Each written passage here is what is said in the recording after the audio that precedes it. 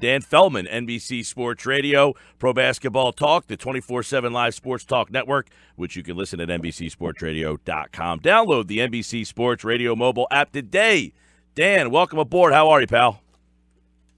Good. How are you? We're good, man. And I guess tomorrow night is maybe one of the biggest games in the Eastern Conference to find out potentially who could be that 3 seed. So let's kind of take a preview look at that Philadelphia-Cleveland game tomorrow night. Do you feel like the winner of that game will end up being the number 3 seed? Very important spot in the Eastern Conference.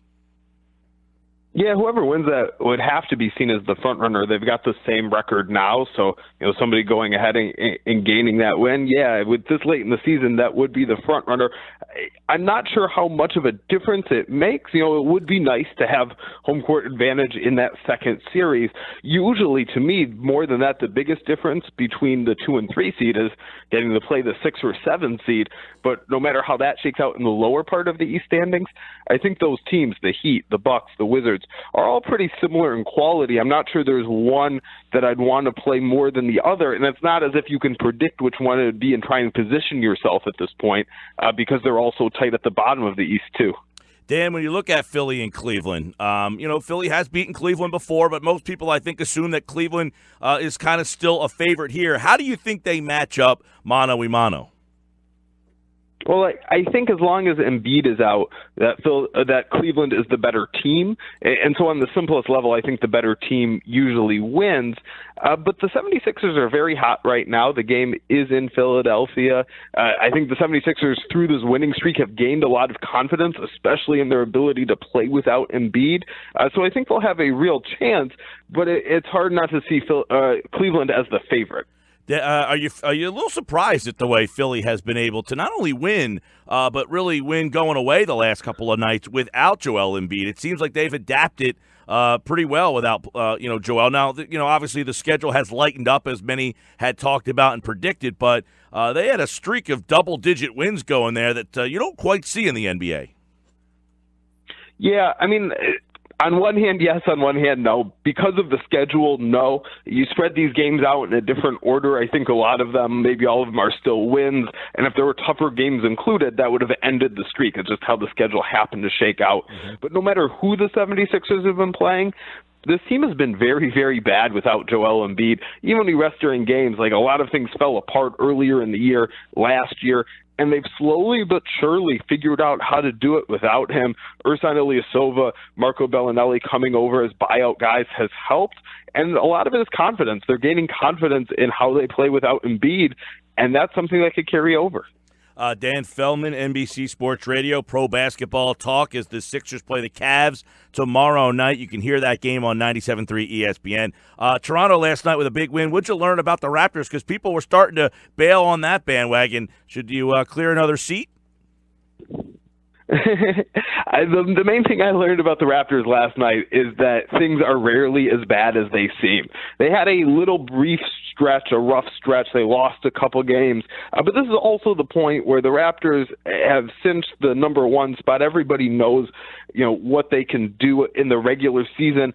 All that's left for them to prove is in the postseason. They've faltered year after year there. There are signs that things are going to be better.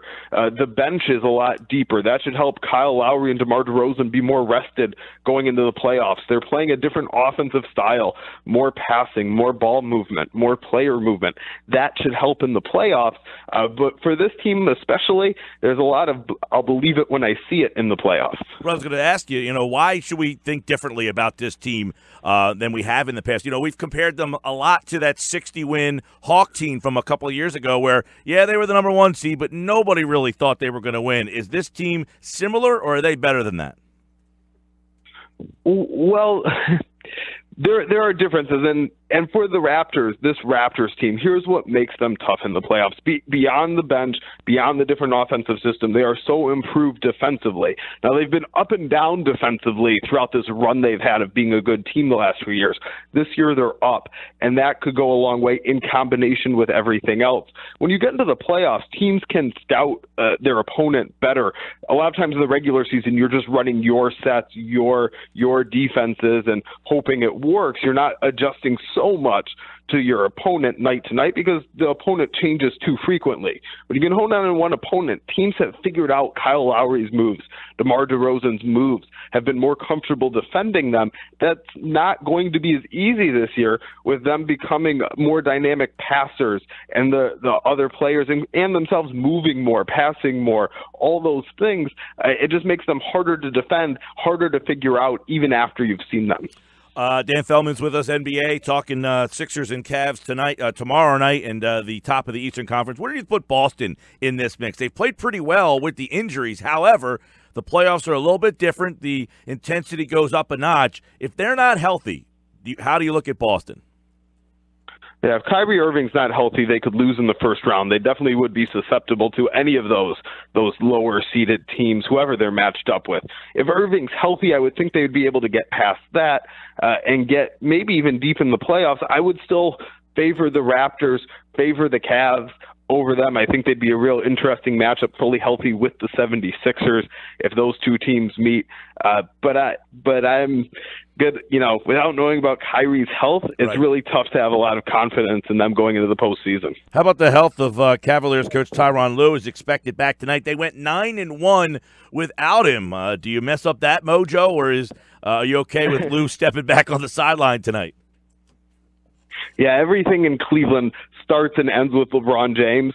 So the coaching change matters, but not nearly as much of whether LeBron is there or not. LeBron is there, and so they are going to be the Cavs as we know them. This is going to be a different head coach, a different guy guiding them. That's not the most meaningful piece.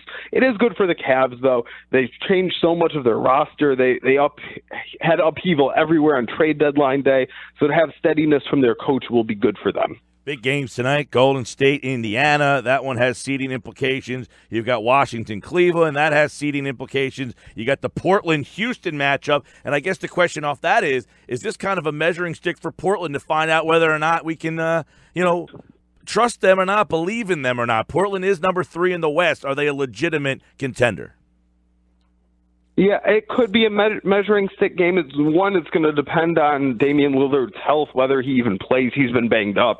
If he doesn't play, nobody's going to look at that as a measuring stick game inside or outside of Portland. But it can be if he plays, because the Rockets have made clear they want to keep winning. They're not interested in resting so much. They want to keep their groove going. So if they're still trying to win and the Trailblazers can knock them off, that would say something. I don't ultimately look at the Trailblazers on the same level as the Warriors and the Rockets. I think they're closer, much closer, in fact, to the teams that are still jockeying even to make the playoffs. Portland has clinched its spot, and good for the Blazers, but I think they're closer in level of play to those teams that are 4 through 10. We've also got Clippers, Utah, Minnesota, Denver. Every game tonight has some sort of playoff implications. Dan Feldman, NBC Sports Radio and Pro Basketball Talk.